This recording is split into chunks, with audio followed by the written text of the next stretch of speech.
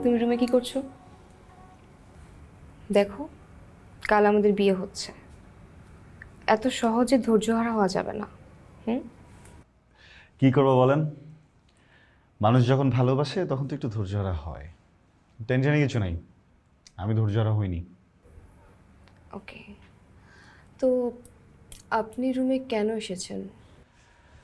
আমি তো আসছি একটা সুন্দর নিয়তে। ভাবলাম নতুন বউ আমার, হবু বউ, হ্যাঁ, কি করছে একা একা নতুন জায়গায় এসে একটু সময় দিই, একটু কথা বলি। না, যদি পারমিশন থাকে একটু আসবো ভিতরে, না চলে যাবো। ওকে, কিন্তু নিরাপদ দূরত্ব বজায় রাখুন। কাছে আসা যাবে না, কাছে আসলে খবর আছে। জি ম্যাডাম, বাংলাদেশ পরিবহন আইন ভঙ্গ করা যাবে না, বুঝতে পেরেছি। আসুন।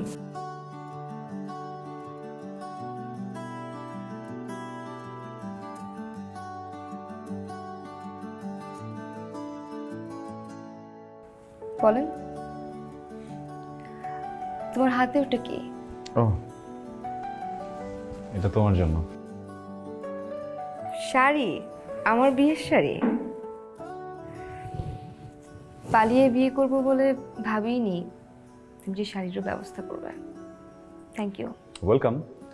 কিন্তু এটার ব্যবস্থা তো আসলে আমি করিনি। এটার ব্যবস্থা আজকে থেকে আরো 10 বছর আগে একজন ভদ্র মহিলা করে রেখে সৃষ্টিকর্তার কাছে চলে গেছেন। সেই ভদ্র মহিলা আমার মা। মা না সবসময় বলতেন, শোন, যার সাথে ইচ্ছা প্রেম কর, যাকে বিয়ে করতে ইচ্ছা করবে আমাকে বলবি, আমি ওই মেয়ের সাথেই তোর বিয়ে দিব, কিন্তু শর্ত একটাই, আমার বিয়ের শাড়ি পরতে হবে ওকে। এটা নিয়ে না অনেক ঝগড়া হতো। আমি মাকে বলতাম, মা আমি আবার ওকে পুরনো শাড়ি কেন পরাবো? মা তখন বলতেন, তুই বুঝবি একদিন। এখন সত্যিই বুঝি।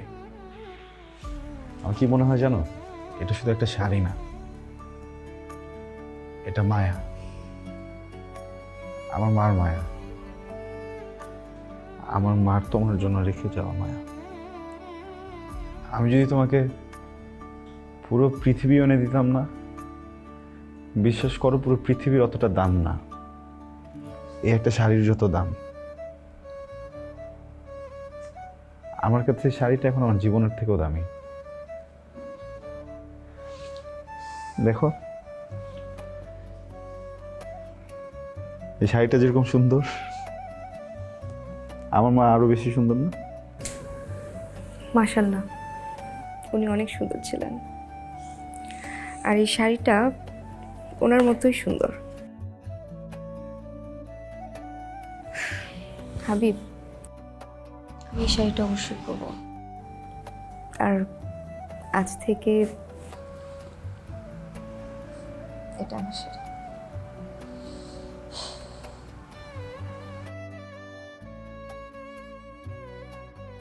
তোমার মা তোমাকে যেভাবে আগলে রাখতেন, আমি ঠিক সেভাবে তোমাকে আগলে রাখবো। কখনো কষ্ট পেতে দেব না। হাবিব, জানো, সবাই সবসময় বলে না, সব ছেলেরা বিশেষ করে, যে তারা মেয়েদের দায়িত্ব নিবে বা তাদের ভালোবাসার মানুষটার দায়িত্ব নিবে। কিন্তু আমি বলবো, আমি সারা জীবন তোমার দায়িত্ব নিতে চাই। তোকে কখনো কষ্ট পেতে দেব না। তুমি আমার দায়িত্ব নিবা? কেন নিতে পারি না? হ্যাঁ, অবশ্যই করো। দেখো, তুমি ছেলে ভালো, আমরা একসাথে পড়াশোনা করেছি, বাবা মা আমার বিয়ে ঠিক করেছিলেন, তাদেরকে আমি তোমার কথা বলেছি, তারা রাজি হয়নি। তাই আমি ওনাদের কথা মতো ভান ধরে ক্যাম্পাস চলে আসি যে আমি ওনাদের কথায় রাজি হয়েছি। তারপর তোমার সাথে পালাই। না হলে তো আমাকে ক্যাম্পাসে ফেরত আসতেই দিত না, আর তোমার সাথে পালানোও হতো না। দেখো, তুমি ছোটবেলা থেকে বাবা মার আদর পাওনি, অনেক কষ্টে চাচা চাচির কাছে বড় হয়েছো। তাই আমি তোমাকে কষ্টটা দিতে চাইনি। থ্যাংক ইউ আমার মতো একজন এতিমকে নিয়ে এত ভাবার জন্য, আমাকে কষ্ট না দেওয়ার জন্য, আর আমার সাথে চলে আসার জন্য। একটা সত্যি কথা বলবো, তুমি যদি আমার জীবন থেকে চলে যাও, আমি মরবো না। আমার তেমন কিছুই হবে না, জাস্ট একটু পাগল হয়ে যাব। আমি পাগল হতে দিব না, কিন্তু বিয়ের পর তোমার মাথা খেতে খেতে পাগল বানিয়ে দিব।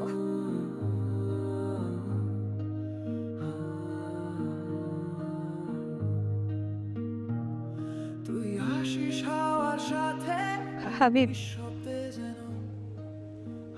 এই শাড়িটা আমি সারা জীবন আমার কাছে রাখতে চেয়েছিলাম, কিন্তু আমি পারলাম না। I am sorry.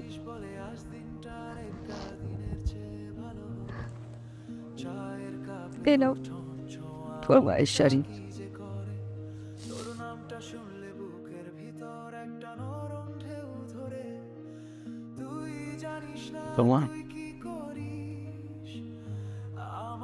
তোমার বাবা এসে তোমাকে কি বলছে?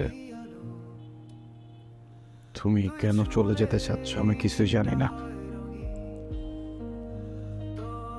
আর আমি জানতেও চাই না। আমি জাস্ট একটা জিনিস জানি,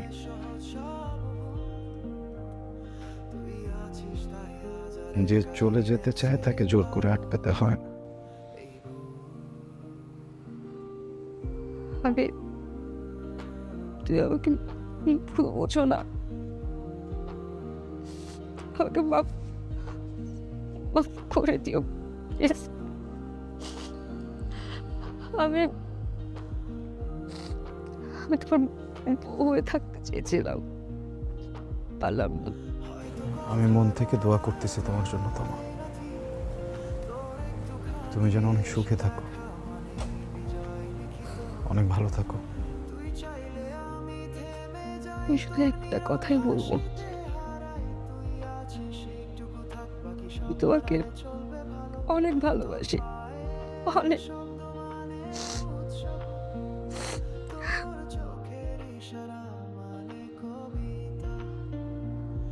হাবিব, আমার শেষ একটা অনুরোধ রাখবে।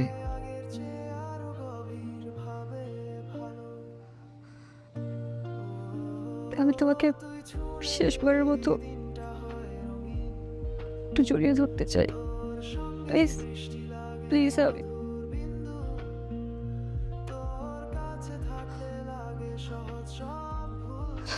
তোমার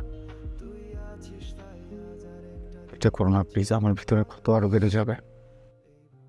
আমি যে ক্ষত নিয়ে যাচ্ছি, সেই ক্ষতর থেকে আমার ক্ষত অনেক বেশি। আমি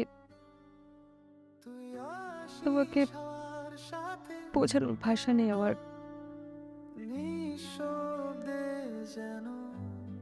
শুধু একটা কথাই বলবো, মেয়েদের জীবনটা না এত সহজ না।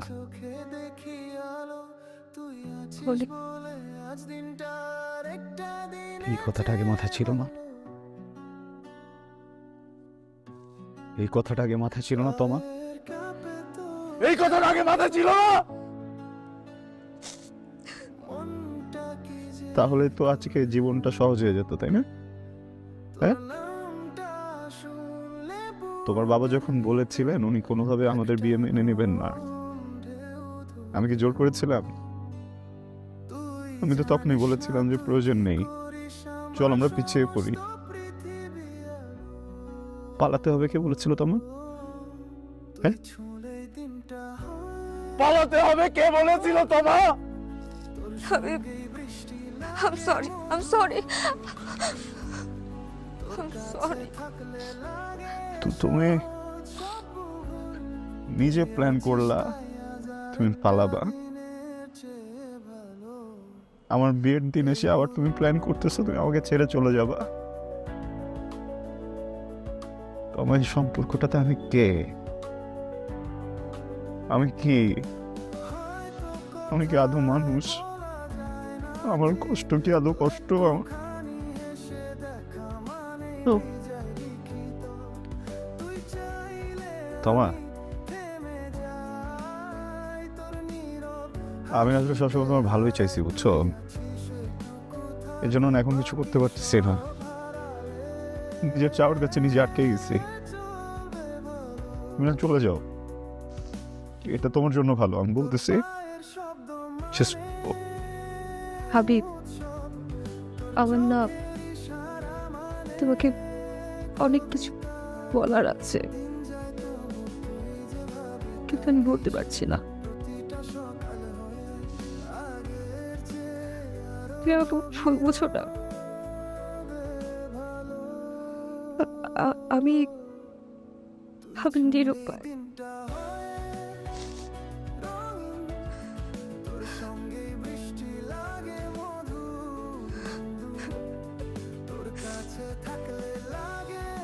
আমাকে শেষবারের মতো একটু জড়িয়ে ধরতে দিলে প্লিজ। না,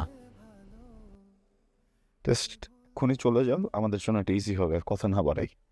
হাবিব, হাবিব, হাবিব, শেষবারের মতো একটু জড়িয়ে ধরতে হবে প্লিজ।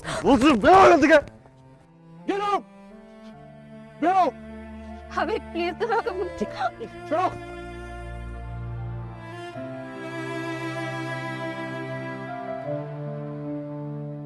I'm sorry.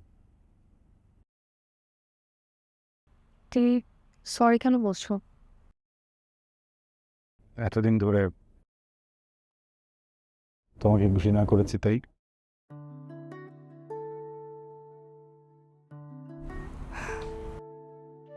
ঘৃণা করেছো দেখি তো এত সুন্দর একটা সংসার বোঝাতে পেরেছ। কি সুন্দর একটা মেয়ে হয়েছে তোমার, মাশাআল্লাহ। ঠিক। ওর আম্মু আমাকে অনেক ভালোবাসে, অনেক। যেন এতগুলো বছরে আমি কখনো ওর কাছে কোনো কিছু চাওয়ার সুযোগ পাইনি। কেউ যেন বুঝে যায় যে আমার কখন কোনটা দরকার।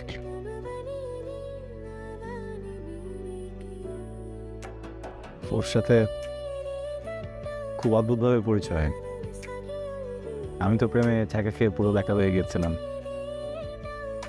ফ্রেন্ড ছিল, সান্ত্বনা দিতে আসলো, তখনই আমি আর সুযোগটা মিস করিনি। ও কাঁধ বাড়িয়ে দিল, আমি সাথে সাথে মাথা রেখে দিলাম। ও তোমাকে একটা মিথ্যা বলেছে, রাখছিলাম তো, ভেবেছিলাম যে যাই হোক। ওর বয়স 6, বিয়ে হওয়ার পরপরই আমরা ডিসাইড করি একটা বেবি নিব, তারপর সেমেরা আমাদের জীবনে আসো। বাহ, তোমাদের দেখে খুব ভালো লাগছে। তুমি কেমন আছো? হ্যাঁ, অনেক ভালো। আমার হাজব্যান্ড আমাকে খুব ভালোবাসে, খুব কেয়ার করে। তোমার শোক দেখলে বোঝা যায়। আচ্ছা, আমাদের কি আর দেখা হবে না? ওর আম্মু হয়তো ওই বিষয়টা পছন্দ নাও করতে পারে। ও হ্যাঁ, তাই তো। ঠিক আছে মা, এদিকে আসো। নেক্সট টাইম তোমার সাথে যখন আমার দেখা হবে, তোমার জন্য আমি এতগুলো চকলেট নিয়ে আসবো। চকলেট পছন্দ না? তাহলে টেডি বিয়ার না? তাহলে কি পছন্দ?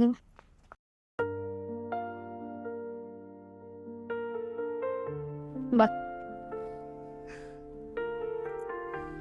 Perfect choice. Thank you, most welcome. আমি আসি তাহলে।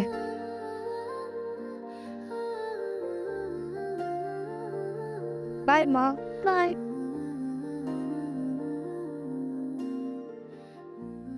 চাচু, তুমি আন্টুকে নিতে পারো কেন? আমি তোমার মেয়ে।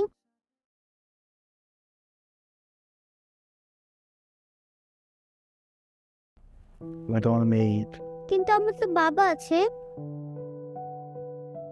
চাচু বাবার মতোই হয়। ও তাই? আই লাভ ইউ বাবা। আই লাভ ইউ টু মা।